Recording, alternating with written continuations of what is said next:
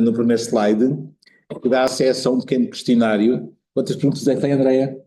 São cerca de 2 perguntas. Cerca de 2 é uma informação muito pouco precisa. É o código e depois são 5 perguntas. Mas muito rápido, uma coisa muito rápida. Tá bem? Não podemos falar muito. E é um questionário que vocês preenchem no princípio e vão preencher no fim também da sessão. É mais curto. No fim é que são cerca de 2. No fim são cerca de 2, no princípio são cerca de 5. Quem está lá em casa também tem acesso ao QR Code, portanto é só fazer uma fotografia. Este ciclo de formação e reflexão está integrado, espero que não estejam a tirar fotografias sem autorização à mesa, não é? Tenho só a fazer do QR Code. Obrigado por esse aspecto. Podem tirar, não. Nós temos autorização. A doutora Ana dá-se, deve também dar, André, também dou, mais ou menos. Este ciclo está integrado no Vagarmente, que é o Programa de Promoção de Saúde Mental da Universidade de Évora, que acho que toda a comunidade já tem acesso, teve acesso e sabe tudo o que estamos a falar. Temos várias iniciativas, aqui está a Andreia, que também dinamiza o programa Movimento, que tem a ver com promoção da saúde mental pela atividade física. Portanto, o nosso programa de saúde mental foi muito mais além daquilo que são este tipo de intervenção mais direta, e este ciclo de formação e reflexão é muito importante porque todos nós que convivemos nesta comunidade académica, muitas vezes que cruzamos com outro elemento da comunidade que tem visivelmente ou menos visivelmente alguma questão relacionada com a saúde mental, e todos nós temos de saber como atuar perante algumas situações. E isto está entroncando aqui neste ciclo de formação em primeiros scores em saúde mental ou primeiros scores psicológicos. Não, primeiros scores em saúde mental. Portanto, já percebi que a doutora Ana usa uma determinação diferente. E portanto, estes são estes ciclos que vão nos dar a todos nós as ferramentas que nós podemos usar para saber como agir em situações destas. A Universidade tem acompanhamento psicológico, vocês sabem, feito pelo CEPSI e pela DIAE, Divisão de Integração e Acompanhamento de Estudantes. Temos acompanhamento individualizado em grupo e depois temos também alguma referenciação para o Serviço de Psiquiatria e Saúde Mental da Unidade de Saúde Local da Universidade Central. Eu vou-me calar, vou só introduzir a doutora Ana e vou pôr os óculos porque eu tenho que ler. Em primeiro lugar, agradecer à doutora Ana Matos Pires a amabilidade que teve em vir cá. A doutora Ana Matos Pires é membro da Coordenação Nacional das Políticas de Saúde Mental do Ministério da Saúde, que ainda existe. Não resiste às piadas políticas. A Coordenadora Regional da Saúde Mental do Alentejo e diretora do Departamento de Saúde Mental e do Serviço de Psiquiatria da Unidade de Saúde Local do Baixo Alentejo. É licenciada em Medicina pelo ICBAS e em mestre em Saúde Mental e Psiquiatria pela Faculdade de Medicina da Universidade de Lisboa. Seja muito bem-vinda, o palco é seu. Eu estou aqui um bocadinho para tentar moderar, mas a doutora Ana vai, obviamente, gerir a sessão como achar. Muito bem. Antes de mais, muito obrigada a todas e a todos por estarem aqui. Obrigada pelo convite. É uma prova de confiança. Sim, o Ministério ainda existe. O governo é que já não há Assembleia que existe. Exatamente. Eu vou começar exatamente por... Bom, primeiro, venho preparada naturalmente para uma conversa, não venho preparada para uma situação expositiva. Antes disso, ao contrário do que é habitual em mim, eu provavelmente hoje vou estar um bocadinho mais gaga e menos linguaruda do que é o meu habitual, porque vinha para cá e acabei de saber da notícia da morte de um filho de um grande amigo. E, portanto, isto ainda está assim tudo um bocadinho baralhado na minha cabeça. Peço desculpa se me engasgar ou se andar aqui para trás e para a frente. Não costuma acontecer, mas hoje às tantas é capaz de acontecer um bocadinho. Bom, dito isto, vou fazer uma pequeníssima apresentação, mais ou menos formal. Porquê? Exatamente por causa desta história da Coordenação Nacional das Políticas de Saúde Mental. Nós sabemos muito pouco sobre a organização dos serviços. E eu acho que é muito importante, e ainda para mais numa área como a saúde mental, é muito importante que a comunidade, e nomeadamente a comunidade académica, perceba como é que nós estamos organizados neste momento no país, ok? E, portanto, vou começar exatamente por aí, e depois então entramos para a nossa... Não, quero só... Quer trocar? Como é que eu faço agora? Tirar esta e pôr... Esqueci-me também de agradecer o doutor Tiago, como é óbvio. Mas o doutor Tiago é da casa, não é? Portanto, Está habituado a ser maltratado. já está exato, mais ou menos isso. Peço desculpa. Não, não é isso. Mas... Ora, o que é que está aqui a passar? Não, não está, não, sou eu que já estou a dizer mal. Ok, então vamos lá começar aqui por fazer um ponto de situação em relação a esta história da... Porque aqui isto não mora, já está. Pronto.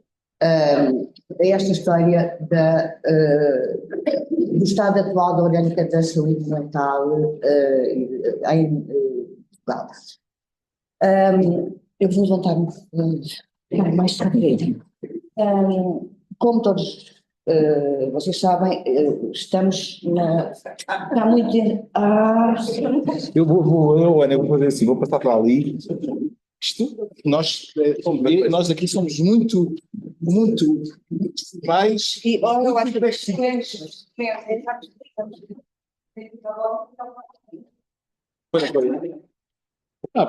Agora, se pensa aqui, e a malta vê. conseguem ver, não conseguem? Isso. Então, toda a gente já ouviu falar no CDR e no PRR. O PRR tem 3 braços fundamentais. Um dos braços é o da resiliência, e dentro do braço da resiliência está a área da saúde. Dentro da área da saúde estão 3 reformas principais: a reforma dos cuidados primários, digitalização da saúde e reforma da saúde mental. E, portanto, pela primeira vez em muito tempo, a saúde mental ouviu falar em milhões de euros, que é assim uma coisa para ficarmos longe. Estamos logo a fazer uma grande festa, uma live. Bom, basicamente o PRR determina que houvesse, por um lado, uma mudança orgânica legislativa, e depois, por outro, uma possibilidade de investimentos, nomeadamente em estruturas, porque o PRR não paga recursos humanos, o que é uma menos-valia, sempre uma menos-valia em saúde mental, porque a saúde mental são pessoas a trabalhar com pessoas. Em todo caso, vamos ver as coisas pelo lado positivo. Bom, na sequência disso, foi obrigação uma reforma organizativa da saúde mental no país. E foi exatamente o primeiro documento legal que foi emanado foi este Decreto-Lei 113/2021, de 31 de dezembro de 21, que é, no fundo, o sítio onde ficam estabelecidos os princípios gerais e as regras de organização e de funcionamento dos serviços de saúde mental do Serviço Nacional de Saúde. O que é que mudou, em traços gerais e importantes, com a saída deste decreto? Primeiro, o modelo de governance da saúde mental. A saúde mental tinha um programa nacional para a saúde mental, que era um dos programas prioritários da Direção-Geral de Saúde, como há o programa do tabaco, o programa das doenças oncológicas, do HIV, e havia o Programa Nacional para a Saúde Mental. Este decreto e todos os programas prioritários da Direção-Geral de Saúde têm poderes consultivos, não têm poderes executivos. Este decreto altera este estado de coisas, cria a Coordenação Nacional das Políticas de Saúde Mental, que é uma estrutura com poderes consultivos e executivos, e que deixa de estar na tutela, digamos assim, da Direção-Geral, e passa a estar na tutela da tutela. Ou seja, é uma estrutura técnica e não política do Ministério da Saúde. Por isso é que havia esta coordenação, como vão ver a seguir, foi formalizada logo em 22, e entretanto temos posto lugar à disposição cada vez que é melhor, não é? Pronto. E temos sido reconduzidos, a confiança institucional tem continuado, e portanto, neste momento, aquilo que existe e que gera, nomeadamente a execução do PRR, é esta coordenação nacional das políticas de saúde mental. Depois, a organização interna dos próprios serviços de saúde mental também se organizaram, as palavras contam e, portanto, deixou de existir o serviço de psiquiatria, assim, para chamar os serviços hospitalares de saúde mental, e designam-se atualmente nas 42 ULS que têm serviços locais de saúde mental, passou exatamente a chamar-se Serviço Local de Saúde Mental, porque a saúde mental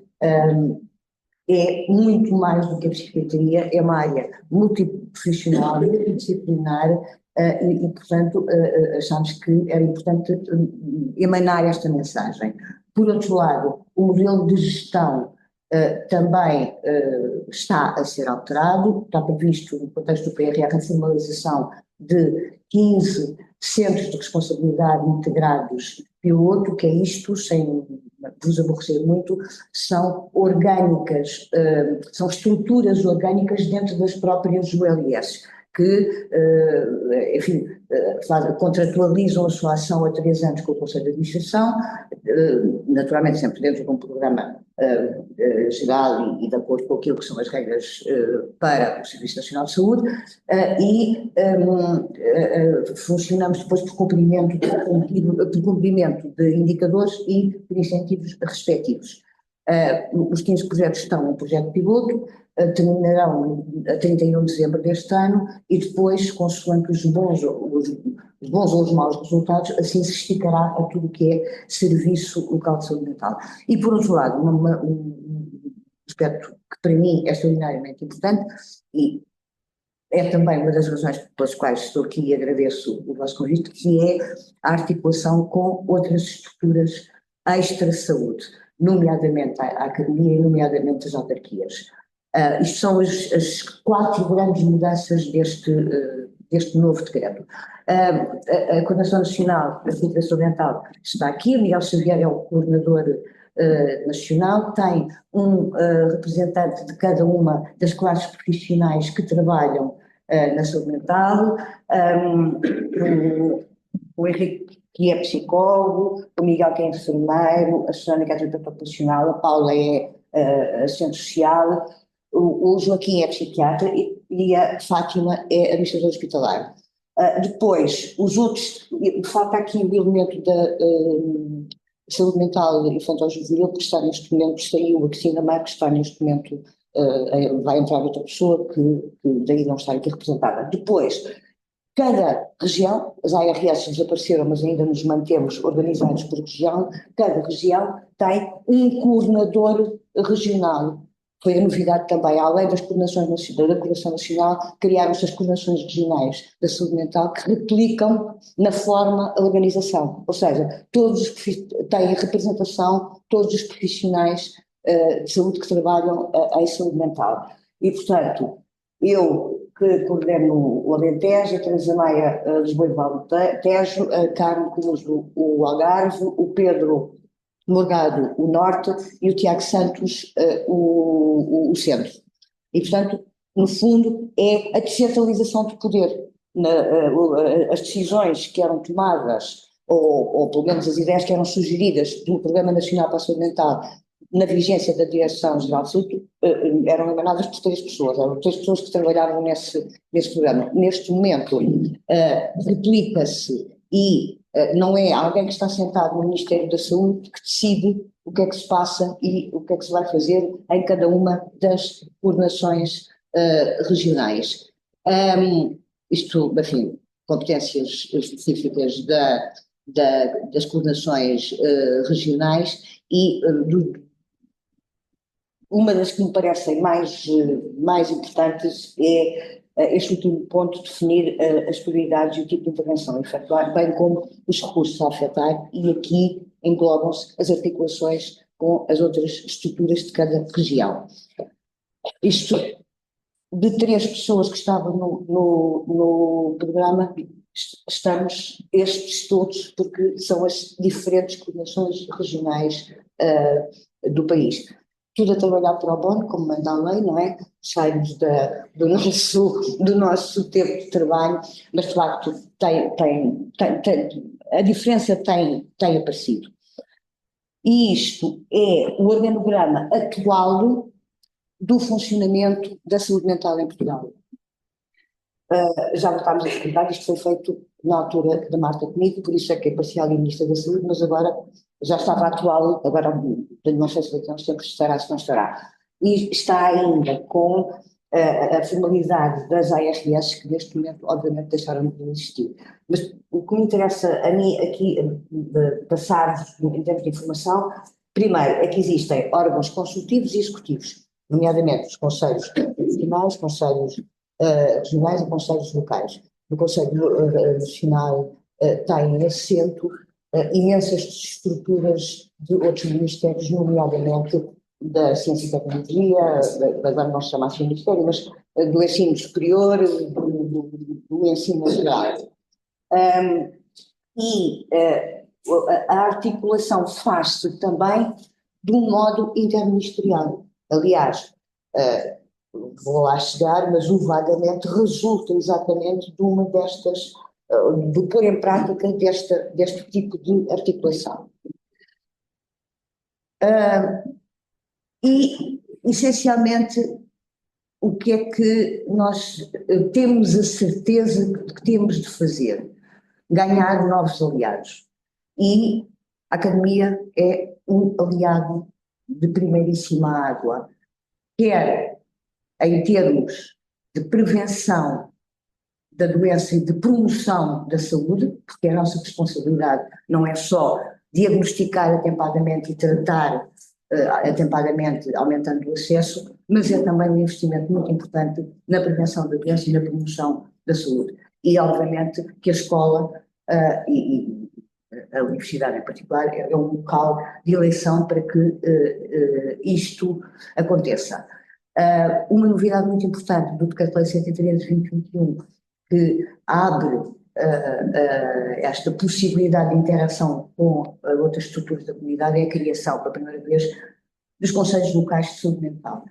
Cada serviço local de saúde mental, no caso do Alentejo são 4, Évora, Beja, Santiago de Cacém e Porto Alegre, integrados nas respectivas ULS, têm as respectivas comunidades intermunicipais. E então é da responsabilidade da comunidade intermunicipal presidir este Conselho Local de Saúde Mental, que por acaso Évora vergonhosamente está atrasado, e neste Conselho Local tem assento diferentes estruturas, nomeadamente as estruturas universitárias. Isto tem sido um trabalho muito engraçado, porque nos obriga a uma proximidade maior e a uma interação muito maior, e obriga-nos também a uma coisa que eu acho muito importante. Em Portugal há muito a tendência de se construírem as casas do telhado para baixo. E, portanto, muitas vezes nós criamos modelos, respostas, intervenções, sem primeiro auscultarmos a verdadeira necessidade dessas respostas. E aí é o outro lado muito importante da academia, que é ajudar-nos em termos de investigação, nomeadamente em termos de investigação clínica. O facto de sermos serviços do interior não quer dizer que não possamos, é muito mais difícil fazermos investigação clínica na mitocôndria celular, mas temos toda a possibilidade de manancial de fazermos investigação clínica básica e de propor melhorias de gestão de recursos e de intervenções. Portanto, eu acho esta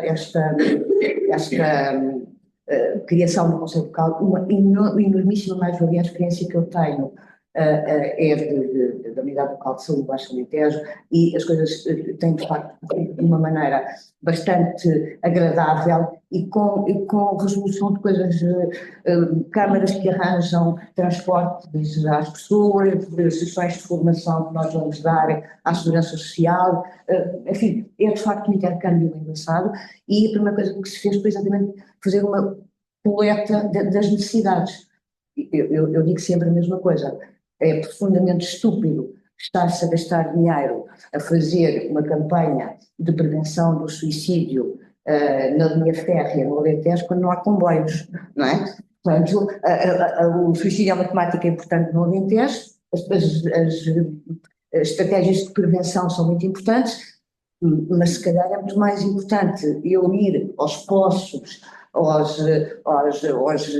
às pontes, aos enforcamentos, aos locais de potencial enforcamento, do que aos comboios. É um investimento muito mais importante e muito mais eficaz. Entretanto, esta imagem que está à vossa direita e cujo link eu deixo é o site da Coordenação Nacional das Políticas de Saúde Mental. Eu depois vou deixar esta comunicação que dá notícias sobre nós, o que é que nós andamos a fazer, e em maio deste ano fizemos sair, no fundo, o ponto de situação da reforma da saúde mental nestes primeiros 3 anos. Que também está no site e dá uma ideia geral daquilo que tem sido feito. Depois, enfim, no termos de ganhar novos aliados, o vagamente é uma desses exemplos que resultou, espera lá, que resultou exatamente de uma colaboração, de um programa de colaboração, cooperação e investimento do Ministério, do então Ministério da Ensino Superior e da Ciência e Tecnologia, com elementos do Ministério da Saúde, em particular, elementos da Coordenação Nacional das Políticas de Saúde Mental, que determinaram o modelo de intervenção na academia e que permitiram um investimento importante, de modo a que as próprias escolas desenvolvessem as suas estratégias de intervenção. Isto era para vos dar assim, uma lambidela rápida do ponto em que nós estamos. Depois, e antes de irmos para aquilo que eu quero que seja uma conversa e um diálogo, dizer-vos que no Alentejo, e muito por via curiosamente a data é mesmo engraçada, muito por via da pandemia, então a ARS do Alentejo, e na altura já era coordenadora, não havia uma coordenação regional, mas havia a figura da coordenadora regional. Nós achámos que era importante haver algumas diretrizes, porque se lembram, na altura eram telefones de apoio psicológico para tudo, em cada esquina havia um telefone, e ninguém percebia exatamente o que é que se devia ou não devia fazer. E no Alentejo emanou-se um programa, e eu acho lindamente que se fala em primeiros socorros na saúde mental.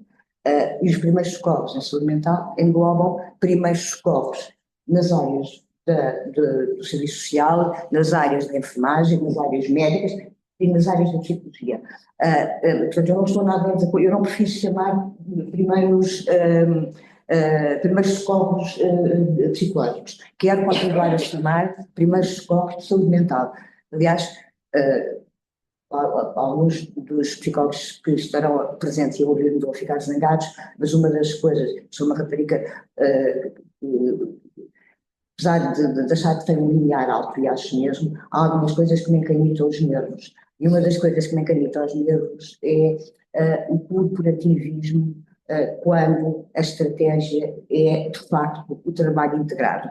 E esta novidade da saúde psicológica é uma coisa que me irrita e que eu acho que diminui a própria psicologia. A Organização Mundial de Saúde fala em saúde mental, não fala em saúde psiquiátrica, nem em saúde de enfermagem psiquiátrica, nem em saúde de serviço social mental. Fala em saúde mental e, portanto, aquilo que devemos falar é, de facto, de saúde mental e não de saúde microcorporativista, de acordo com as diferentes ordens existentes.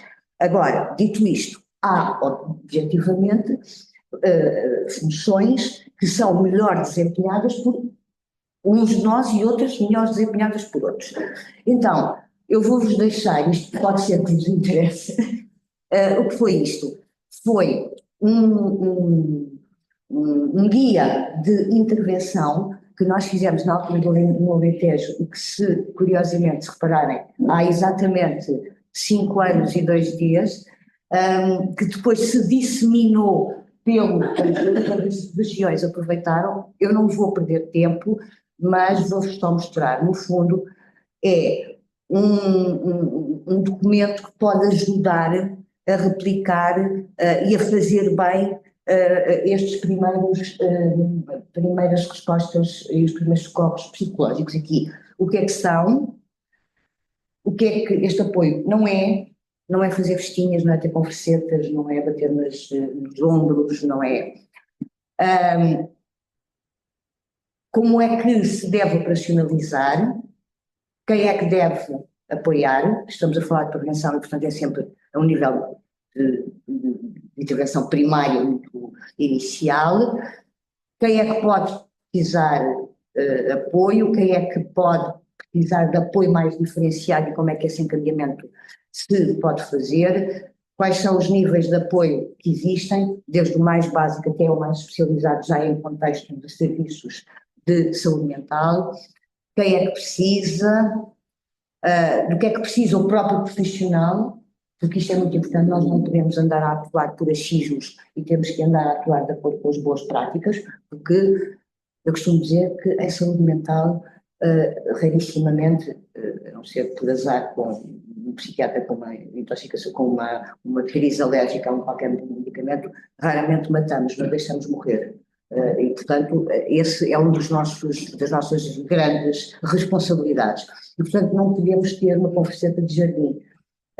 Há muitos anos era eu interna de especialidade em Santa Maria e, nunca me vou esquecer disto, uma colega da medicina, que ainda por cima era assim, uma rapariga, louraça inteira, muito Cascais, imensamente Cascais, chegou-me ao pé de mim, eu estava de urgência e ela pediu: colega, depois quando tiver tempo vai ali ter uma converseta ali com toxicodependente ou não? Acho que é, porque ele precisa de uma casa.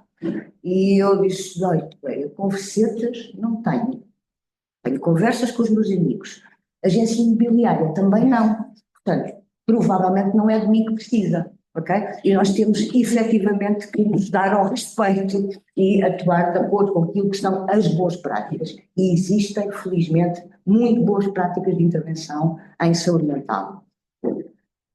Os erros a evitar: onde é que se reúnem as informações? Neste caso ele estava muito virado para o Covid, mas está perfeitamente atual e passível. Aliás, estamos a pensar fazer uma edição agora mais generalizada, mas está completamente atual. Os princípios do apoio, como é que se deve abordar o sujeito, o estabelecimento de uma relação segura e cordial, promover a segurança, pronto, enfim, o que eu vos queria mostrar com este documento é que ele existe, está disponível. Nós, da Coordenação Regional da Saúde Mental do Alentejo, vamos adaptá-lo porque é fácil, está praticamente, é só tirar Covid, e pode ser uma boa estratégia de disseminação de informação, ok?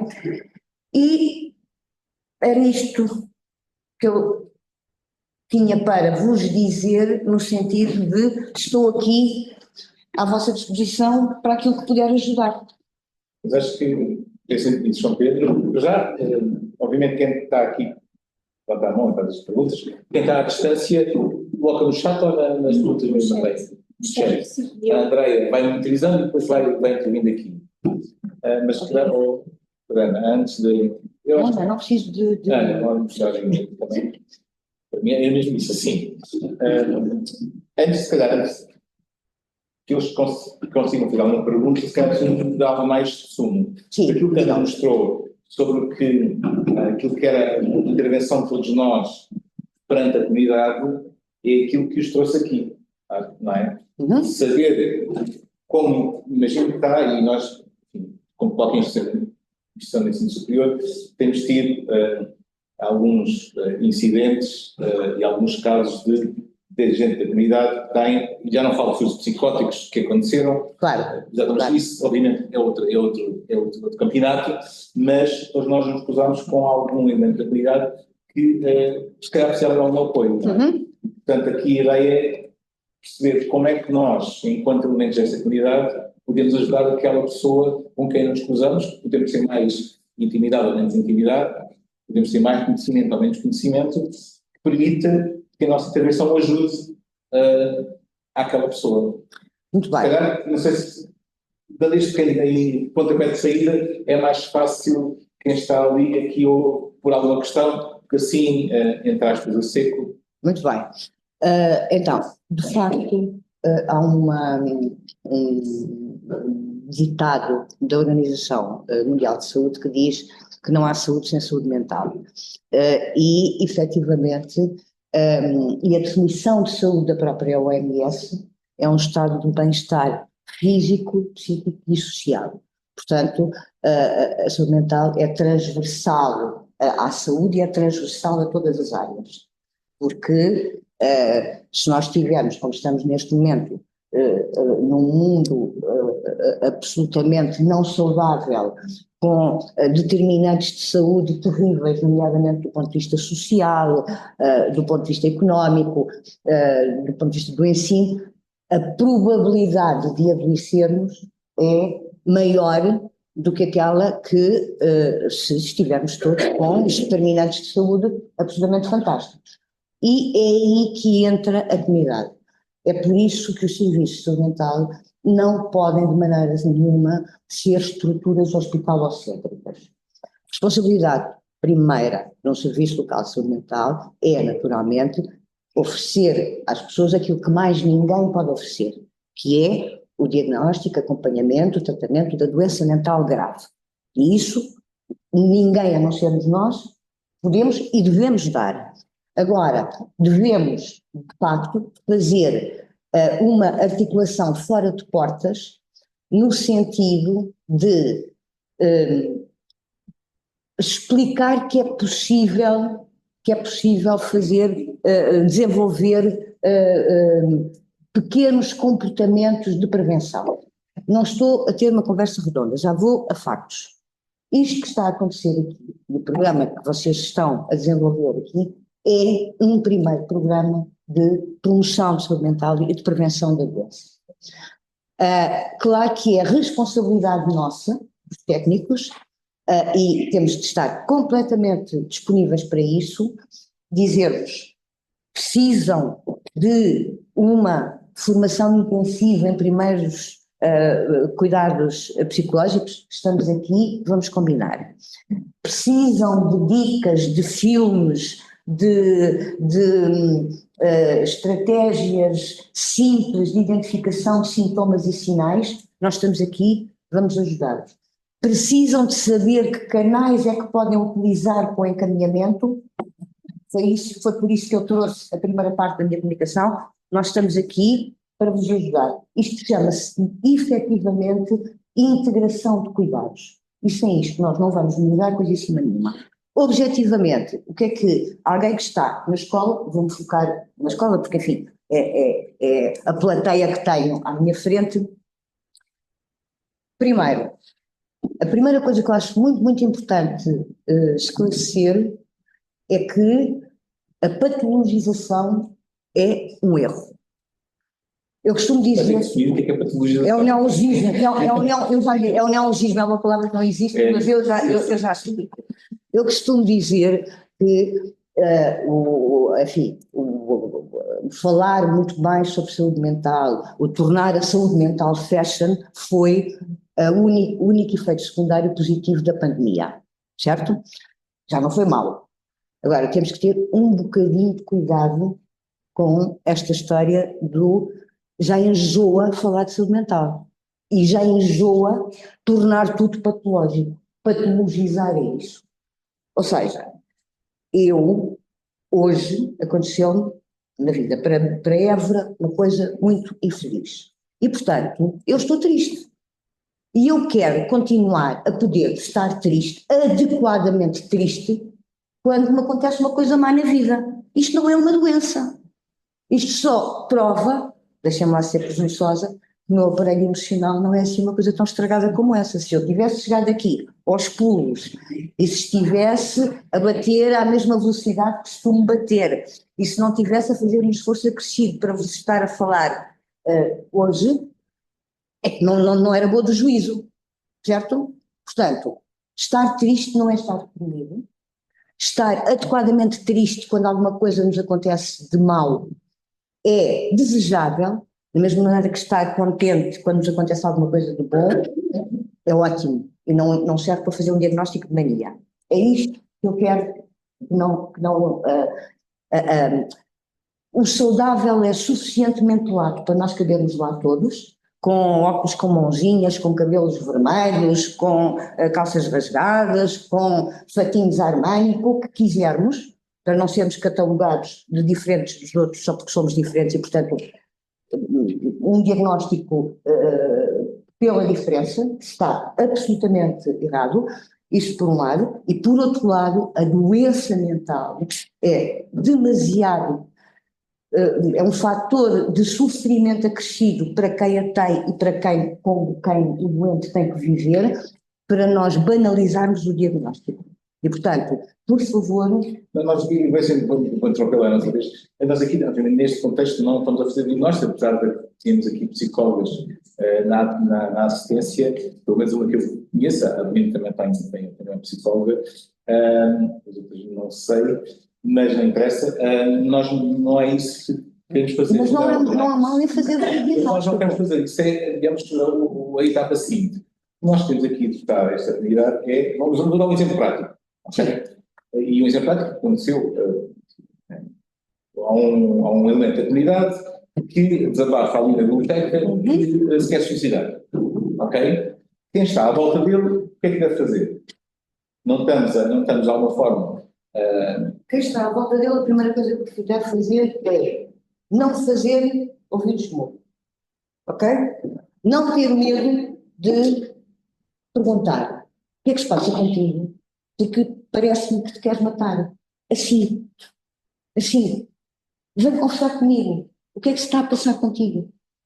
É a primeira coisa que qualquer um de nós pode fazer. Eu estou aqui com esta coisa na mão, porque o meu computador vai ficar sem bateria. Não, porque mas se calhar, isto, e vou agora contando aqui outros centros.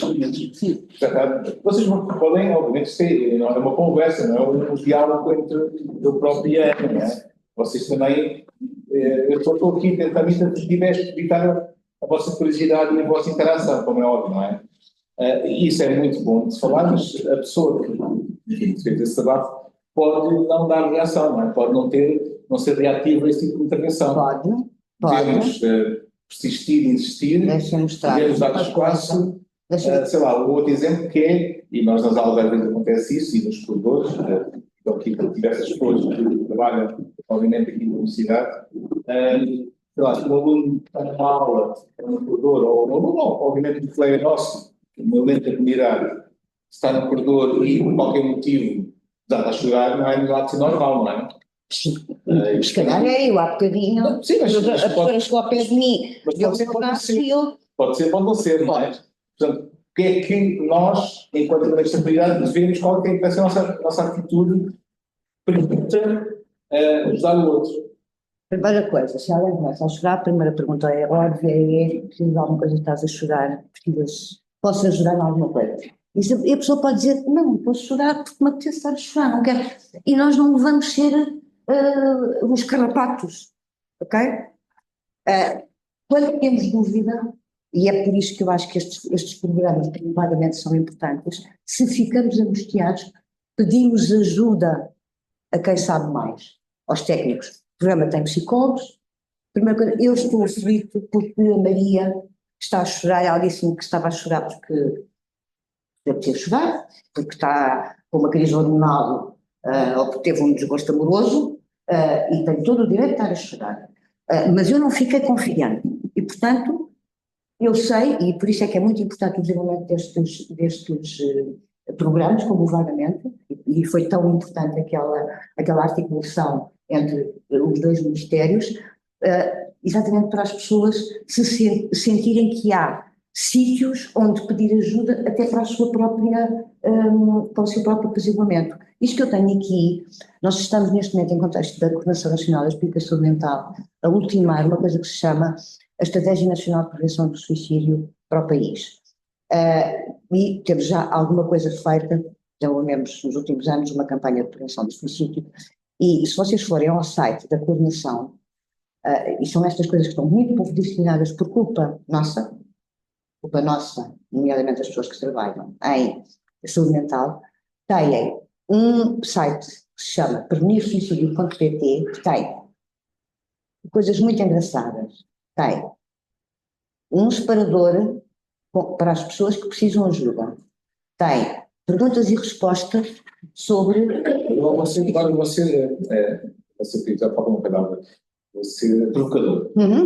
A pessoa que é conhecida por ter suicídio não vai ver o vídeo. Mito. Onde é que estão os mitos? Não é? Esperem lá. Não é um vídeo. Não é? Não é um vídeo. Como é que nós, não é um vídeo. Vou fazer a mesma pergunta. Não. Como é que nós, enquanto elementos da comunidade, no fundo, Estão aqui os vídeos. introduzimos esse vídeo, não é? Não é um vídeo. Isto não é um vídeo. É um vídeo ou a informação, ou seja... Nós estamos a fazer prevenção, Sim. não é? Exatamente. E, portanto, se estamos preocupados com isto, provavelmente amanhã as pessoas que estão a ouvir têm muito mais probabilidades de irem a este site, ver as respostas práticas e dirigidas para a comunidade do que estavam até hoje. E o primeiro mito que vão de certeza terminar é que quem se quer suicidar não fala. E quem tenta matar-se e não o faz é com a chamada de atenção. Uma catrefada de mitos que estão aqui em linguagem simples e que podem ajudar a comunidade nesta área. Mas há, inclusivamente, recursos disponíveis, desculpem lá, só para chatear, não. Há recursos, eu mando-vos depois, há recursos disponíveis que são dirigidos à comunidade, são manuais mesmo, dirigidos aos jornalistas, porque a temática da notificação, da notícia do suicídio é das coisas mais bárbaras que há. O efeito Werther é conhecido há muito tempo, e portanto isto não é para estar escondido a alguns na net. É exatamente porque repare que todas as perguntas que estão aqui, estou preocupado com alguém, alguém está a colocar mensagens sobre suicídio nas redes sociais, estão aqui respostas muito simples de como é que nós podemos atuar. E espero que no próximo mês seja iniciada uma coisa pela qual nós lutamos há muito tempo, que é a linha nacional de prevenção do suicídio, como há neste momento em muitos outros sítios da Europa, nomeadamente na Holanda, em França, na Alemanha, e que é uma linha que atua 24 sobre 24 horas. Agora, obviamente que nós temos a obrigação de mostrar e de disseminar que há efetivamente recursos já feitos que são, eu não percebo o que é que está aqui a acontecer. Não sei. Mas se eu conseguisse entrar aqui, o que vos ia aparecer era um manual, um pequenino manual, que pode ser impresso, tem em modo PDF, que pode ser impresso e que pode ser distribuído e usado por quem quiser. Tinha 2 braços no ar? Sim. Só para contribuir para a dúvida de estar aqui com ele, para podermos desenvolver esse assunto. Estava a pensar, nesta altura, a Coordenação Nacional, e queria que a saúde mental para toda criar uma rede nacional de resposta. E esta rede é uma data de vertentes. Agora que aqui imaginasse o plano de vacinação. Temos que criar uma estrutura grande, garantir que todas as pessoas têm acesso e como é que vamos fazer isto? para que depois da cobertura dos vacinados consiga também proteger os que não vacinados. Aqui há uma data de contributos na literacia de saúde e depois campanhas da saúde mental, todos a tentar, assim, também já estou a cheguei a dar que aquela vez isso, mas provavelmente todos a criar uma rede de provar os conhecimentos e as respostas mais para dentro da comunidade. Já se faz há uns anos e continuamos. Vamos colocar para criar as pessoas e colocar as respostas e equipas técnicas dentro da comunidade e ficar mais assim. O acesso fica mais fácil. E, simultaneamente, criar uma data de ferramentas que sejam possíveis de consultar. Claro que as pessoas não vão ler. Aqui esta ideia é como a vacinação. Há certos que são convencionistas da vacinação, mas há outros que não são. E a ideia é vamos aumentar a rede de literacia dentro do país inteiro. Para ter uma pessoa lá dessa que eventualmente lê. E melhor, está melhor fechada para dar resposta e conhece melhor os circuitos de resposta. E depois acabou com uma pessoa, por acaso ela não é mal, mas para mim isto é muitos anos, não parece que vai acontecer rapidamente todos aqui.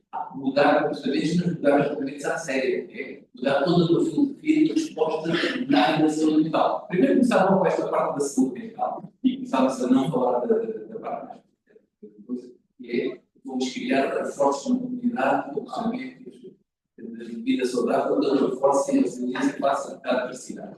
Não significa que isso seja é mau, mas tentar aumentar a consciência de quais são os limites que esse sofrimento nos leva a um risco para a própria saúde. E isto, a democracia também a resposta. Todos a criar depois de ferramentas que não temos resposta, mas a grande esperança. E daqui uns tempos, na cafetaria, há um ambiente que consegue ter essa informação, percebe-se que o colega está a passar um mau momento e consegue acreditar na primeira coisa, que é disponibilidade de ajuda, como é que fazer isto? Treinar, primeiro ter a coragem de alterar o medo do estigma. A pessoa diz, como é que eu vou fazer isto? Quando diz, como é que eu vou fazer isto? Eu já fico com o pé perante às estigmas. Porque este medo parece um bocado de ilação. Não é só estigma, a minha função aqui é de interromper as pessoas, já perceberam? Não é só o estigma existe, claramente. Isto existe, não é português, é mais transversal do que isso. Eu tive uma discussão num programa de liderança em jovens e uma sessão era sobre saúde mental em inglês e um dos elementos da comissão dizia, não falamos de saúde mental, vai afastar as pessoas. O estigma existe em todos os níveis. Mas aqui não é uma questão de estigma, é uma questão de parte prática. A literacia em saúde é fundamental e, aliás, este vagamente tem uma parte de literacia especificamente. Agora, é uma questão de ter prática. Volto a dizer, os documentos existem, há informação que está acessível. Eu espero que agora nós tínhamos deixado aqui o lixo nestas pessoas que aqui estão e há lá à distância que vão procurar esta informação, mas é uma questão até mais prática, que é o inicial. O que é que nós temos de fazer para ajudar aquela pessoa que está... Não, eu sei que eu percebo onde é que vocês querem chegar. Eu percebo. Eu estou a tentar derivar aqui um bocadinho mais para ajudar na cabeça destas pessoas. Esta pergunta é muito engraçada. Vocês imaginem que, em vez de estar aqui a Ana, que é psiquiatra, tinham aqui a Ana, obstetra, ou que tinham aqui a Ana, ortopedista. Alguém perguntava: diga lá como é que nós identificamos uma fratura do fémur. Não é fácil. Não é, porque eu não vou ensinar ninguém a identificar fraturas do fémur sob pena de aumentar a probabilidade do desgraçado que está na rua e que foi atropelado fazer uma embolia e fazer um AVC e morrer. E, portanto, o que eu digo é: aprenderam na escola a posição lateral de segurança. Sim, muito bem. Posição lateral de segurança e contacto pelo INEM. Se eu fosse obstetra, como é que nós vamos ajudar o síndrome pré-menstrual nas nossas colegas? E vocês esperavam, olha, sentam as vossas colegas ao vosso lado, dizem, pronto, está cheio de dores. Ninguém me faria esta pergunta. Ou seja, o que é que eu estou a dizer? Eu não venho aqui e não posso e não devo ensinar ninguém a fazer um trabalho que é dos técnicos. O que eu venho aqui dizer-vos é que, primeiro, há coisas que são saudáveis ainda que tristes. Segundo, há coisas que são patológicas que devem ser ajudadas. Terceiro, vocês devem confiar na vossa sensibilidade humana para avaliar a necessidade de ajuda do outro. Que, na dúvida, pequem sempre por excesso. E o pecar por excesso é, efetivamente, e é por isso que é tão importante este tipo de organizações, ter um interlocutor na universidade, a que eu, na dúvida, me posso deslocar. Opa, tenho ali um tipo, um colega, um amigo com o qual estou preocupado. Senhora doutora psicóloga, senhor doutora psicóloga, vocês que andaram a queimar pestanas este tempo todo, ajudem-me lá. O que é que acham? E aí nós temos que confiar naquilo que as estratégias, os instrumentos técnicos que temos possam ajudar portanto, ninguém quer formar.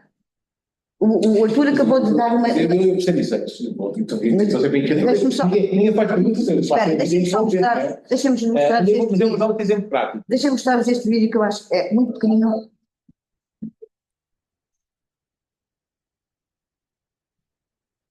Conseguis fazer as coisas que vão para sempre na vida de alguém. Podemos fazer.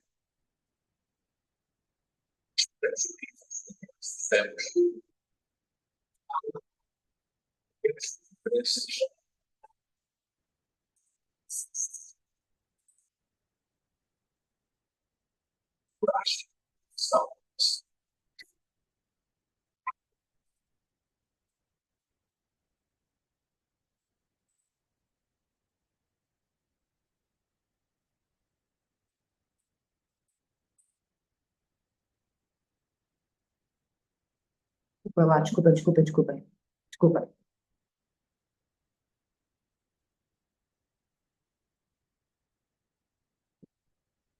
Basta um pequeno gesto para o fazer. Começar com outras. Se perceber que alguém está.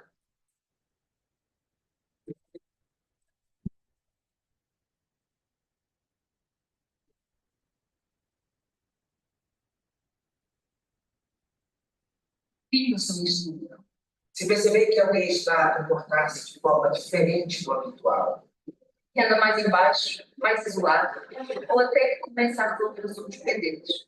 Se estivesse despedido, faça algo.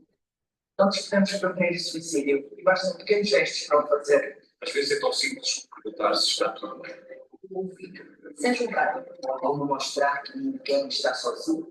Ninguém. Às vezes é só julgar, Deus. Juntos podemos prevenir suicídio. Juntos vamos criar esperança. Nós temos uma palavra a dizer para prevenir o suicídio. Seja atento aos sinais e peça ajuda. Uma mensagem da Coordenação Nacional das Políticas de Saúde Mental. Isso, exatamente isso. Exatamente isso. Né? Enfim, vou dar outro exemplo. E aquilo que eu vou dar, uma aula à prática, que a professora conheceu como uma aula à prática, foi ver um elemento da comunidade, não vou particularizar, obviamente, Claro, é óbvio, estava com, e o vagamente foca-se no combate à ansiedade, essencialmente. É o foco deste programa, é o combate à ansiedade. E cruzou-se com outro elemento que estava alegadamente, visivelmente ansioso, enfim, não digo que estava a chorar, mas estava visivelmente com alguma perturbação de comportamento. E essa outra pessoa, porque tinha, enfim, tomava algum fármaco, não ansiolíticos, não fármacos, digamos, eu sei que não há fármacos moderados, há fármacos, mesmo que sejam de substâncias naturais, eu sei isso, mas o ímpeto daquela pessoa foi precisamente disponibilizar um daqueles fármacos dos naturais.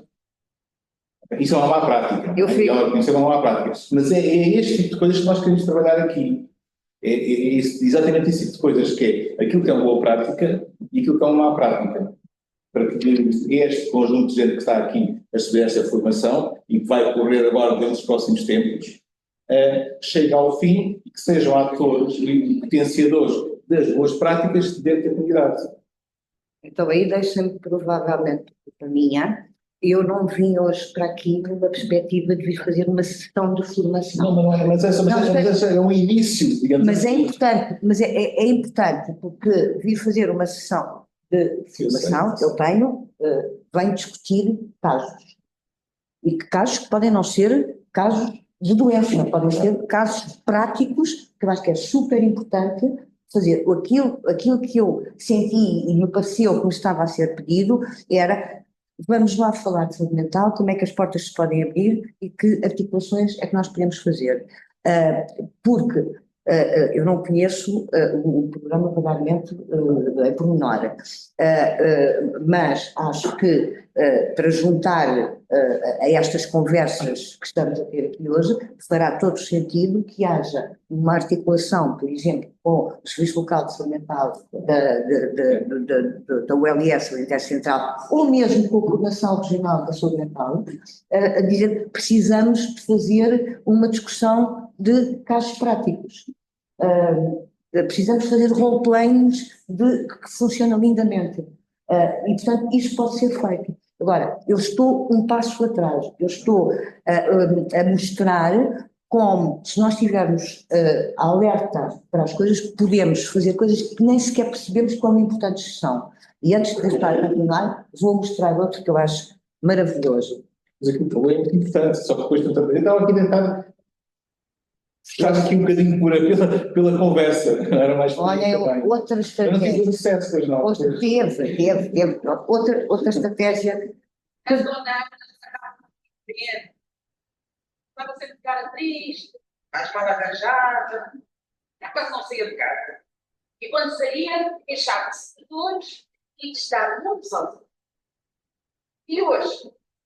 Hoje, nem estamos a meio do dia. Pagou a conta. E ainda se virou para mim e disse: eu vou ficar com nada. Então aí virei para ela e afinal, o que é que se faz? Posso ajudar? Foi assim que eu perguntei. Olha, eu já não deixei ir embora. Pedi ajuda e só saí ao pé dela quando eu vá para o hospital. E assim salvei uma vida. Todos temos uma palavra a dizer.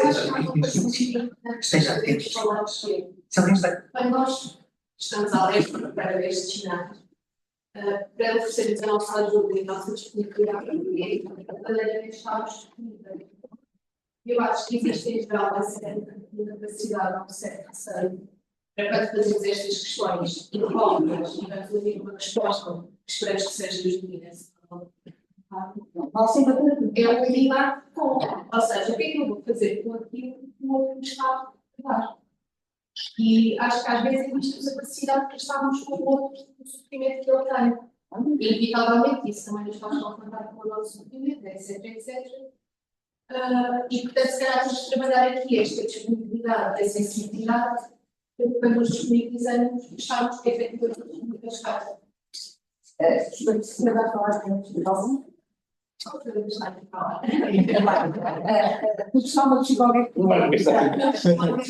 Eu sou filho de formação, mas eles podem ter ação. Desta maneira, nós estamos antes disso. É assim. Nas nossas vidas, nós vivemos uns com os outros. Vivemos com as tristezas dos outros, os nossos feitios. É a vida. É a nossa vida. Não digas nada hoje, que todo mundo sabe nos caminhos. Estás-me a chatear, mas eu fiz algo mal. Não, então chatear isto. Isto é vida normal. Ou coisas até mais graves. Estou irritada e vou ali e mando com as garrafas todas. Para agora estou a dizer, fala-se das maneiras, atira na vida. Deixa lá de ser parvo. Porque ninguém tem que te aturar o teu mal feitio. Isto está tudo certo. Está tudo certo. E nós não passa pela cabeça de ninguém, porque senão daqui a bocado também andamos todos com um psiquiatra e colo. Eu não quero andar com um psiquiatra e colo. Não quero andar com um psiquiatra e com um psicólogo e colo. Na verdade, são os dois.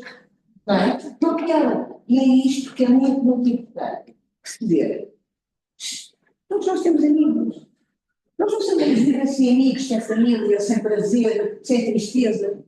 É continuar a fazer exatissimamente a mesma coisa. Outro patamar é bolas, estou a arrastar. O meu sentiómetro está aqui a dizer que aquela outra pessoa está. Ok, pensa lá, consegue-se arrastar desta? Ou estás aqui super angustiada e não consegues? Tá, consegue, claro. O que é que se passa? Não tens que dizer, não vou daqui embora sem me explicar o que é que não me venhas dizer, eu conheço-te bem, não me venhas dizer que não se passa nada contigo. Isto é falar. Mas o nosso sentiómetro continua em alerta no ponto. Não. Epá, eu chego a conversa, vou pedir ajuda a alguém com formação específica na área para me ajudar a gerir aquela. É exatamente o que eu faço. É exatamente o que eu faço quando tenho alguém ao meu lado que está com dor de barriga. Eu também não consigo medir a intensidade da dor. Não consigo. Se a pessoa me diz, estou com dor de barriga, mas aguento. Mas aguentas mesmo, não precisas de nada. Não, aguento, deixa estar, mas precisar de. Ou, se a pessoa me diz, eu estou a ver toda depressiva, ou estou depressivo, desculpa lá, não aguento, desculpa lá, estás pálido, estás aflito com uma cara assustadora. Eu não consigo pôr a minha barriga na tua, porque eu não sei quanta dor é que tu tens, mas eu percebo que tu tens dor e que precisas ser ajudado. É exatamente a mesma coisa. Porquê é que nunca ninguém fica a questionar que aquela pessoa que tem dor e que nós não conseguimos medir-la, mas percebemos quando é que ela precisa de ajuda? Porque é que não é a mesma coisa que uma dor psíquica? A minha grande dúvida de especialidade foi ser um desista psiquiatra. Porque odeio dor. Tenho um profundo desprezo pela dor e pelo sofrimento. Portanto, vou dar a ser psiquiatra. Mas eu desprezo profundamente a dor física e desprezo profundamente a dor psíquica. E são dores não mensuráveis. Vamos nós à pauta delas. É não tornar esta coisa da cabeça assim uma coisa tão diferente. Primeiro, nós adoecemos com doenças psiquiátricas, a saúde mental também é igual a doença, temos um órgão que se chama cérebro. Se nós não tivermos, se nos prestarem a cabeça, deixamos de ter doença psiquiátrica. Portanto, tem que haver um órgão físico que materializa o adoecer. Certo? O tipo que é esquizofrénico, o primeiro episódio psicótico, tem uma perturbação depressiva grave, tem uma perturbação bipolar, tem uma perturbação obsessiva compulsiva, precisa de estratégias de acompanhamento psicoterapêutico específicas, uns psicoterapeutas comportamental, outros terapia familiar, e precisa de estratégias farmacológicas, porque há uma coisa que se chama neurotransmissores que estão alterados. Portanto, não faz sentido esta coisa da doença psíquica e da doença física. Eu não sei o que é isso. E sei que se eu estiver mais deprimido, ou efetivamente doente com uma perturbação depressiva, a literatura internacional mostra isto, o meu sistema imune fica mais em baixo e eu adoeço uma especialidade. Se eu sei também como psiquiatra que 50% da patologia da tireoide, que é um órgão endócrino, se diagnostica com uma perturbação depressiva. Portanto, sei que se estiver extraordinariamente ansioso, posso fazer um úlcero duodenal ou um infarto. Isto não sou eu que digo, está provado. Quer dizer, a ciência mostra-me isto, certo? Portanto, aquilo que eu acho é, primeiro, o que há bocado foi uma coisa muito importante, que é a luta contra a temos medo da doença mental. Sabemos pouco da caixa dos espíritos, primeiro. Houve uma marginalização brutal da doença mental que nos fez pessimamente a todos em termos de civilização e corremos neste momento um risco de patologizar demasiado e de não acreditarmos o que devemos naquilo que é a nossa própria estrutura. Se eu acredito em mim para avaliar o sofrimento da dor de barriga, por que não é de acreditar em mim para avaliar o sofrimento psíquico? Mas tenho, felizmente, e vou ter cada vez mais, sítios onde eu posso pedir ajuda, nomeadamente na universidade, com pessoas com formação. Rita, depois a Andreia. Mas, Rita, depois a Andreia tem uma Não, isso não é. Eu sou obrigada a ser o bem-estar dos animais, acho que nos preocupamos mais com o bem-estar dos animais do que propriamente com o bem-estar das pessoas. Há pessoas que merecem isso. Não posso recordar. Percebo o que nós está a fazer. Do ponto de vista do professor, nós às vezes temos um contato regular com os alunos e, portanto, podemos perceber que não está tão bem, mas não conseguimos ir acompanhando. Mas enquanto professor, agora vamos apanhando mais vezes ao longo do curso, tenho uma maior ligação e uma maior facilidade de lidar com os alunos, até eles se aproximarem e abrirem um bocadinho, que é o seu sentimento, à medida que passaram 2 vezes ou 3 vezes pelas mãos, e tenho uma ligação completamente distinta aos alunos dos últimos anos, mas a minha questão é, eu enquanto docente, o que é que poderiam oferecer de maneira a permitir uma maior abertura, porque é isso que me interessa enquanto académico como está, de maneira a que os alunos tenham a entrada no ensino superior, afastamento para a família, um contacto mais corrente com que já não acontece também na vida, já não acontece muitos filhos. Portanto, o que é que eu posso, em termos de ambiente ou de interação, oferecer para criar um potencializador da saúde mental? Muito bem.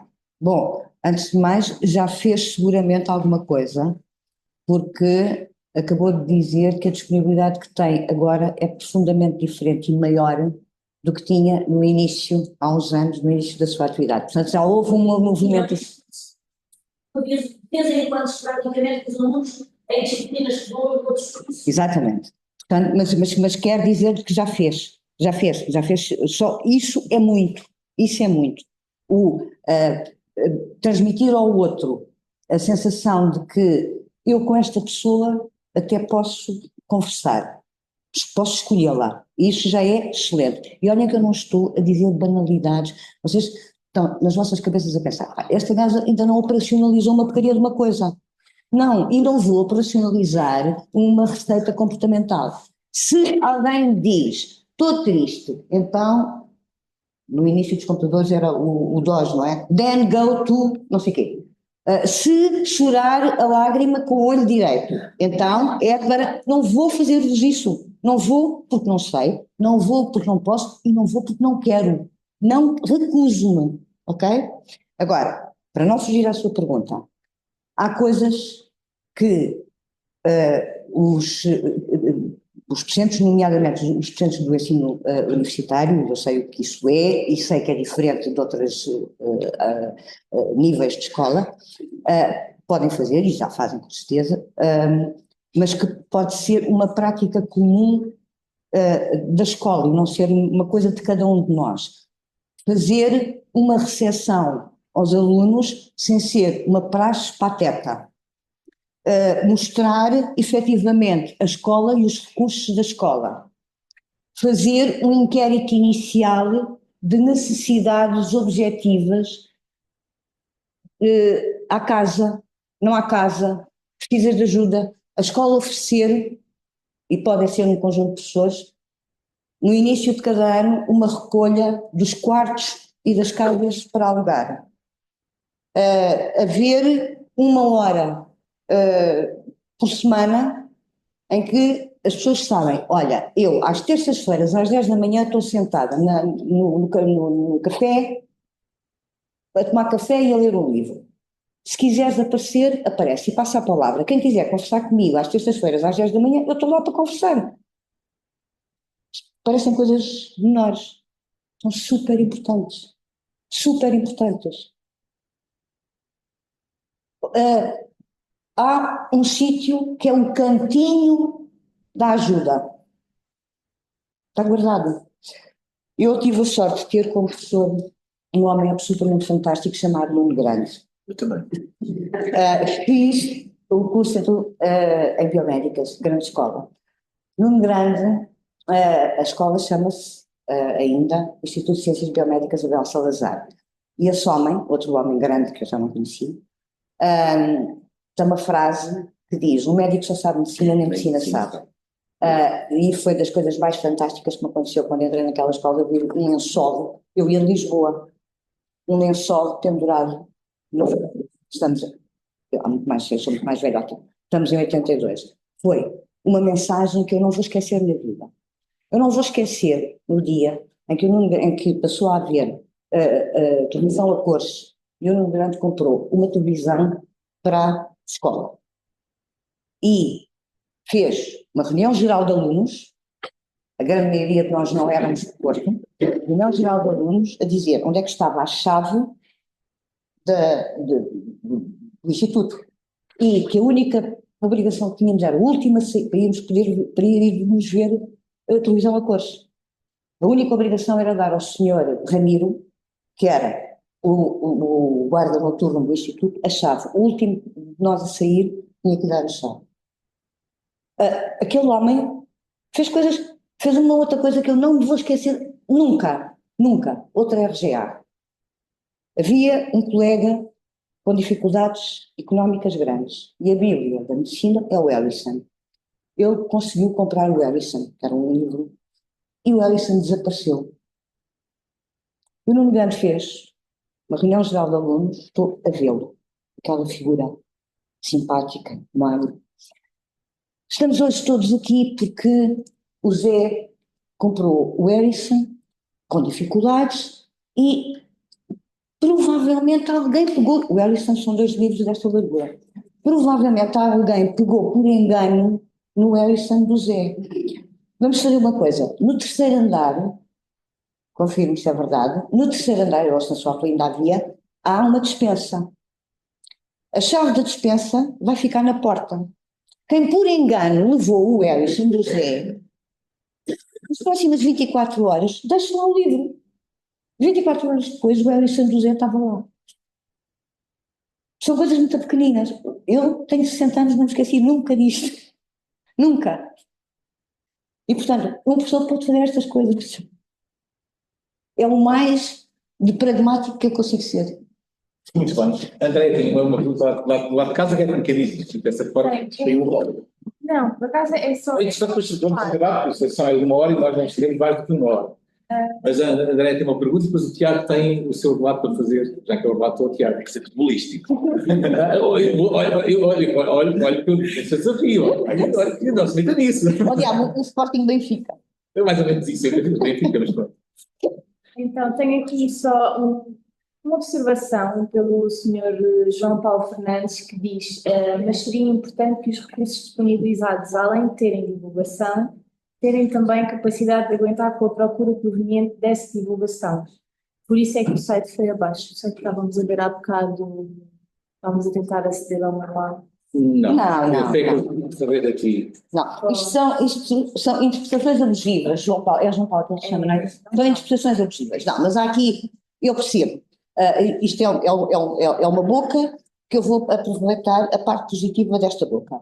É óbvio que os recursos humanos em saúde mental são absolutamente precários. Para terem a noção, no Alentejo todo, existem no serviço, não é no Alentejo todo, de Almada para baixo, existem no Serviço Nacional de Saúde 2 pedopsiquiatras. Uma em Porto Alegre e uma em Beja. Évora não tem pedopsiquiatras no SNS, Santiago não tem, Montijo não tem, Faro não tem, Portimão não tem. Portanto, contra isto, batatas. Eu não posso mandar fazer pedopsiquiatras em Brinjela, onde há. Brinjela é uma terrinha perto de Beja que tem barro, não é? E, portanto, contra isto, eu não posso melhorar, deixemos de fitas, eu não posso melhorar os cuidados a prestar à psiquiatria da infância e da adolescência em Portugal nestas circunstâncias. É dramático. É dramático. Ok? Portanto, recursos humanos faltam. Vamos ver a coisa por outro lado. Eu vim para Beja há 11 anos. Quando eu cheguei a Beja, e a culpa quer dizer, eu não fiz isto sozinha, porque ninguém trabalha sozinha.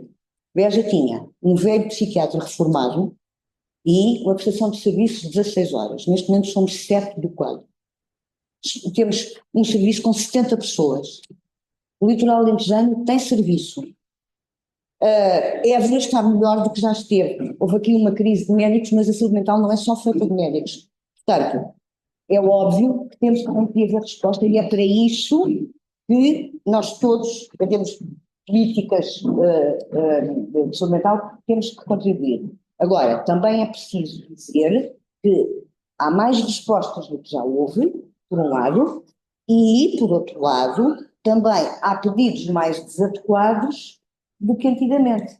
Todas as criancinhas que, de repente, coitados, têm o azar de não se comportar de determinada maneira, tenham com o rótulo um diagnóstico psiquiátrico, é uma coisa muitíssimo importante. É porque os diagnósticos existem em medicina para poder haver, não é para rotular as pessoas, é para haver uma estratégia de intervenção terapêutica. É assim na doença mental como é assim nas outras doenças todas. Agora, lá voltamos nós ao neologismo de patologizar. Deixei as crianças em paz, não é? Eu que fiz barbaridades quando era miúda, de certeza que neste momento tinha que apanhar com um psicólogo, uma psicóloga, mais uma Ritalina, mais, quer dizer, provavelmente às tantas não estaria aqui a falar convosco desta maneira, certo? Nós também temos que perceber que há coisas que se chamam a nossa resiliência e que tem que ser desenvolvida, eventualmente com, olhem, psicoterapias breves para prevenir doença. Ou pedido de ajuda ao vizinho do lado. Ok? Portanto, em relação a essa. Não foi por isto que o site foi abaixo, foi mesmo por erro técnico.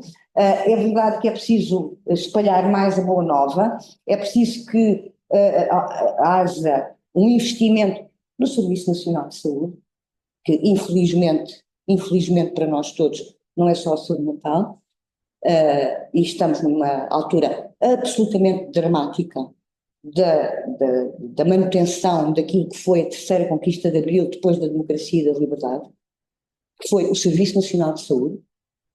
As pessoas não têm a noção, mas nós passamos do segundo país com a maior taxa de mortalidade infantil em 75 para o primeiro país da Europa com menor taxa de mortalidade infantil.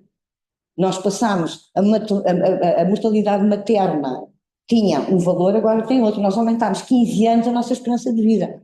Portanto, isto é uma realidade para a saúde mental, como é uma realidade para a saúde em geral. Então, assim, vamos terminar com o Dr. Tiago a fazer o seu debate final. Agradecer, obviamente,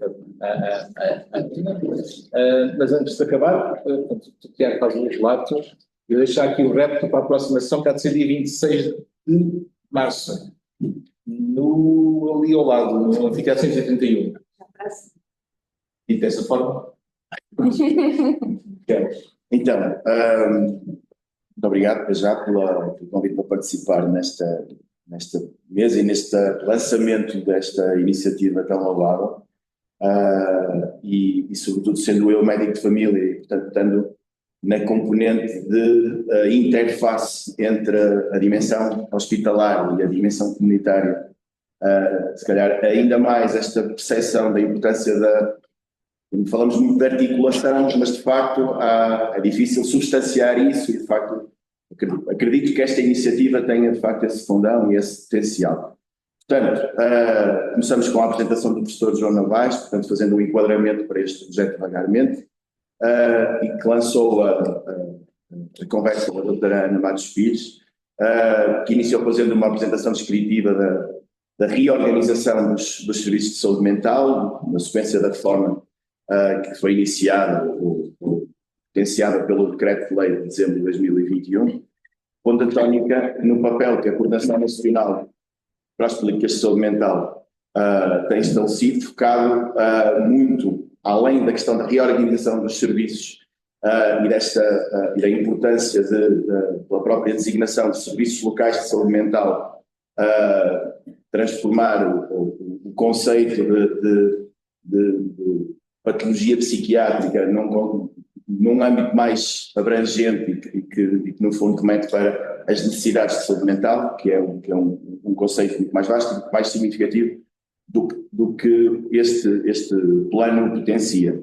E, sobretudo, na sua vertente de articulação com a comunidade no geral, mas pondo a tónica onde estamos, portanto, no contexto académico, seja no contexto das autarquias, e com o papel que os conselhos locais de saúde mental poderão, porque aqui em Évora ainda não são uma realidade, exercer nesse sentido. Sobretudo para definir prioridades e, de facto, a doutora Ana focou, e eu tenho também essa percepção de que, de facto, neste nosso contexto de mais longe dos grandes polos urbanos e em que as necessidades são muitas, nomeadamente recursos humanos e nomeadamente os que mencionou, mas por outro lado há, de facto, plano, também por isso, pelas nossas particularidades locais, há oportunidades de investigação, há oportunidades de melhoria de gestão de recursos e intervenções locais, que, se calhar, em contextos mais abrangentes, são muito mais complexos e difíceis de viabilizar. Relativamente a esse conceito dos primeiros socorros ou primeiros cuidados, focou um exemplo que pode servir para nós neste projeto como documento de referência, o documento produzido no âmbito da pandemia, dos primeiros cuidados psicológicos, fundamentalmente focados nas recomendações dirigidas para apoio psicológico, os diferentes níveis de intervenção e, no fundo, a sensibilização para as abordagens a efetuar neste contexto. A partir daí gerou-se a discussão entre, de facto, como é que na prática se pode, quais são há um conjunto de dúvidas e necessidades que, particularmente neste contexto universitário, frequentemente surgem e no nosso contexto social provavelmente tenderão a surgir mais, mas exatamente nesse sentido a doutora Ana contrapôs com, de facto, os elementos relacionados com os determinantes sociais de saúde que, por um lado, estas necessidades de saúde mental acabam por ser um reflexo disso mesmo, dessas carências que existem a vários níveis, nomeadamente em contextos em que estamos com uma sociedade cada vez mais polarizada, cada vez mais individualizada, com muitos níveis de precariedade, em que, no fundo, o que nós testemunhamos neste contexto universitário são sintomas disso mesmo, muitas vezes, mas, por outro lado, quando a tónica, também por isso, na importância que os agentes comunitários tenham para dar respostas que possam ir de encontro a essas necessidades. E aqui, deixando agora, fazendo só aqui dando aqui uma deixa relativamente a um contexto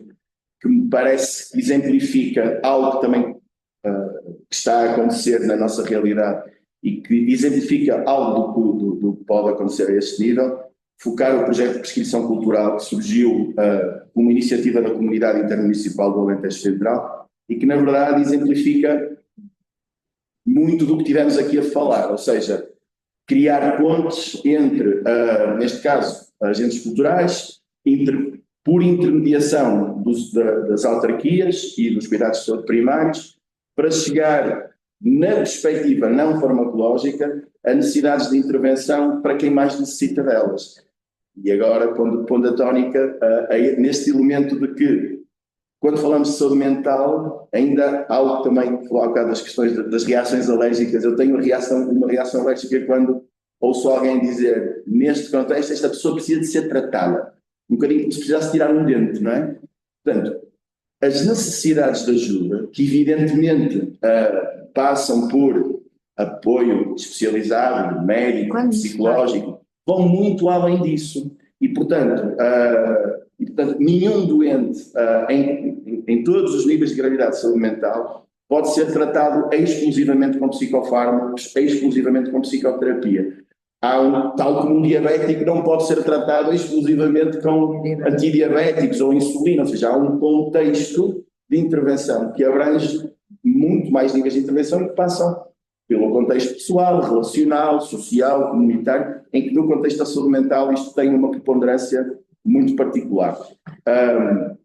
Os riscos, portanto, falamos também neste âmbito da discussão dos riscos inerentes à patologização desta problemática eu já tinha posto de nota, mas já me acabou por abordar agora mesmo, portanto, neste contexto, as dificuldades na ajuda pedopsiquiátrica são as que são, distinguir, tal como falamos que tristeza ou reatividade ao acontecimento adverso não é igual a doença mental, na mesma lógica, dificuldades de aprendizagem no contexto educativo não são necessariamente iguais a perturbações cognitivas ou um diagnóstico pedopsiquiátrico. E isto acho que é algo que cada vez mais precisa de ser trabalhado. A divulgação do site prevenirsuicídio.pt e o anúncio, esperemos que se concretize, da linha de apoio ao suicídio como elementos que neste contexto da reforma da saúde mental já estão a acontecer e que podem testemunhar este tipo de uma intervenção virada para a comunidade e que conta com a comunidade como um elemento essencial para a intervenção neste contexto. O Artur falou também da importância de iniciativas como estas, mesmo que seja água mole em pedra dura, constituírem pouco e pouco um incremento da literacia em saúde mental, onde eu acredito, não conheço as estatísticas, mas acredito que estejamos bastante atrasados a esse nível, evidentemente com o intuito de reverter estigmas relacionados com esta problemática, e no fundo, sistematizando aquilo que a doutora Ana também acabou por pôr em foco, incentivar, na verdade, a abordagem, a disponibilização da ajuda, que no fundo, e julgo que estas são as mensagens-chave que daqui saem, confiarmos na sensibilidade individual de cada um de nós, como cidadãos, como pessoas que não vivem sozinhas no contexto comunitário, mesmo que isso podendo eventualmente facilitar a articulação com os técnicos, mas nunca visando substituí-los, e aqui a universidade de facto como uma área por excelência que pode facilitar esta ponte entre a comunidade e as intervenções que existem no terreno, e vamos ter também uma sessão neste âmbito para tentar, de facto, clarificar as vias de acesso que existem na nossa comunidade. Fundamentalmente para que encaremos, de facto, esta dor psíquica como só mais uma manifestação de dor, como qualquer outra, que no fundo traduzem manifestações de sofrimento e para os quais todos devemos estar solidários e atentos. Foi isso. Muito obrigado. Boa tarde. Em primeiro lugar, quem esteve a assistir aqui e à distância, a Ana, o Tiago, pela mobilidade. E amanhã, nesta mesma sala, no mesmo acabar, vai haver uma sessão da Rede Europeia contra a Pobreza ligada à consulta mental, precisamente, onde eu vou estar também. Eu vou estar para via. Portanto, é exatamente isso, ou seja, há um contexto muito mais lato daquilo que é a nossa patologia e a pobreza, obviamente, está intimamente ligada. O nosso portal, nós estamos a ver um portal colaboradormente, nós vamos disponibilizar todos esses materiais no nosso portal, como é óbvio, fazendo um link direto para as nossas páginas. E portanto, fechamos agora aqui a sessão. Eu sei que não se deve falar por cima do Sr. Escritor. Não, olha, eu já percebi. Vou só dizer duas coisas importantes. E uma é para o André. André, a Coordenação Regional, as Coordenações Regionais da Saúde Mental têm, obviamente, alguém de medicina geral e familiar. No caso do Alentejo, eu não lhes assinto, porque a integração de cuidados não se faz sem ser dessa maneira. Pronto. A segunda coisa é, vou despedir-me com uma gracinha que já está marreca, tantas vezes que eu a uso. A minha desgraçada filha, que agora é uma mulher crescida, neuropsicóloga, teve 2 pais psiquiátricos. E era uma rapariga que falava imenso, pequenina, e um dia, quando a gente estava enfiada no sofá de orelhas lá de casa, e estava calada. Eu achei esquisito, deixei passar um bocadinho, achei esquisito, deixei passar mais um bocadinho, e às tantas digo, Rita, o que é que se passa? Estás muito calada. E ela diz-me, com 2 anos, sabes bem, estou muito deprimida. Eu saltei e disse, não querida, não estás deprimida, estás só triste. Porque só há uma filha das psiquiatras que dizia que estás deprimida. Pronto. Isso é feito familiar. Obrigada. Eu agora, Entre